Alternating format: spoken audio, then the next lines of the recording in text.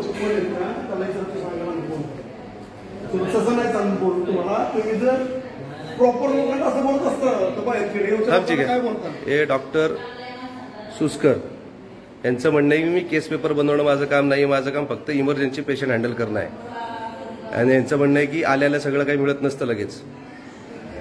आणि आता वरती 2 सिझेरियन चालू आहे त्यामुळे इथे एकही सिस्टर अवेलेबल नाही. जर इथे एखाद्या पेशंटला जर इमर्जन्सी काही झालं त्याची जबाबदारी कोण घेणार?